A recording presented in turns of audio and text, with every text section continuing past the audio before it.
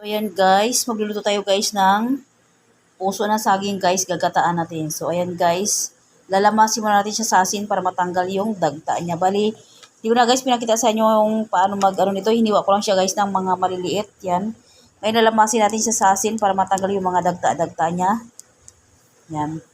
Update ko kayo guys pag nalamas ko na kayo ng lamas ko ng asin. Lagyan natin ng asin para lamasin natin. Yan. Bali, ang purpose nito guys, pang tanggalan ng dagta guys. Yan.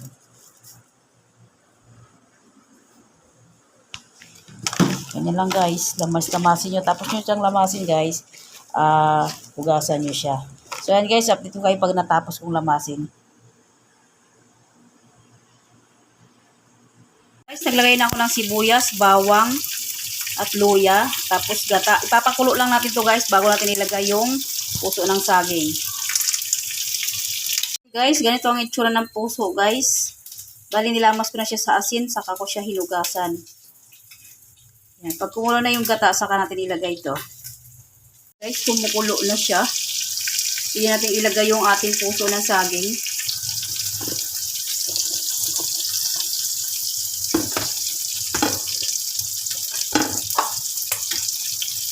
So ayan guys, nilagay ko na yung ating puso ng saging. Mamaya natin guys ilagay ang pinakahuling ano niya, pakang gata.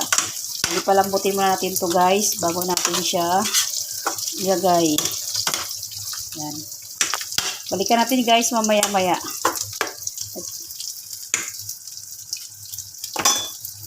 So ayan guys, ang ating daing na pinirito guys, itataping ko yan sa puso ng saging guys na ginataan, ihahalo ko yan. Maya-maya guys, lagay na natin. So ayan guys, tuyo na siya. Ilalagay na natin yung kakanggata. Yan, pinaka unang piga niya guys.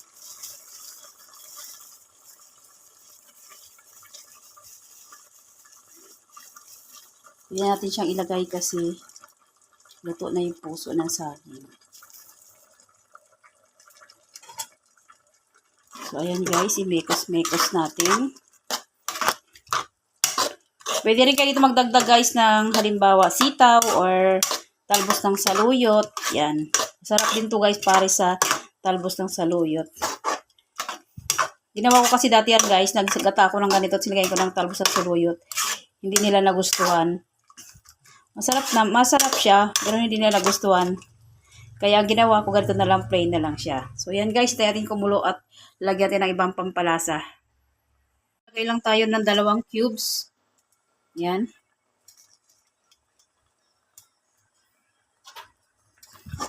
Bali ang cubes yan guys, lagay ko beef.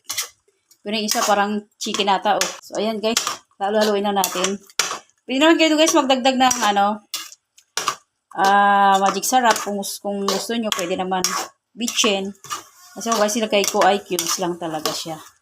So ayan, tayo natin maluto guys bago natin itatapis ang ating daing. So ayan guys, kumukulo na siya ng kumukulo. Tayo na lang maluto natin ang ating puso. Bali maglagay tayo guys dito na ang kaunting suka guys. Yan, lagyan natin ng kaunti. Bali ang purpose lang naman dito guys sa suka, yung hindi lang siya guys mapanis. Kahit naabutin pa yan guys ng bukas ng hapon, hindi yan siya mapapanis. Niluto ko siya ngayon guys ng hapon ng ngayon. Kahit bukas parang hapon guys, hindi yan mapapanis. Yan po ang purpose ko sa ganyan para hindi siya masira kagad. Kasi hindi namin naubos kagad eh. Bali ang kumakain lang naman kasi nito ako. Mister ko at saka yung anak kong panganay, yung babae. Yung bunso ko lalaki, hindi talaga nakain niya ng gulay. Mahirap pa kain ng gulay yan guys. So ayan guys, nahalo-halo ko, nakalimutan ko guys. Dapat hindi ko na hinalo, nakalimutan ko. So ayan, takpan muna natin.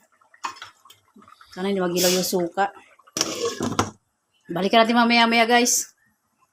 So ayan guys, halo-haloin natin. Pwede na natin ilagay guys yung daing. Luto na yung ating puso ng saging.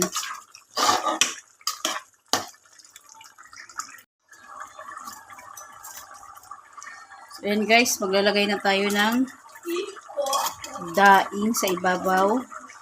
Yan. Mga ilang piraso lang ilagay natin guys. Ito ang masarap guys sa gata. Pag nagagata ka, ito ang masarap pang pares talaga. So ayan, nagalagay lang ako guys ng ilang piraso. Kasi masarap din kasi ito sa sa gata. So ayan guys, naglagay lang ako ng mga 4 na piraso. So ayan, ang natira guys. Papares natin mamaya sa pagkain natin mamaya yan. Yan ang match ng gata. So ayan guys, nag-greeting na tayo. Ayan. Ang ating ginataang puso na may pritong daing. So yun lang guys. Thanks for watching. Please like, share, and subscribe.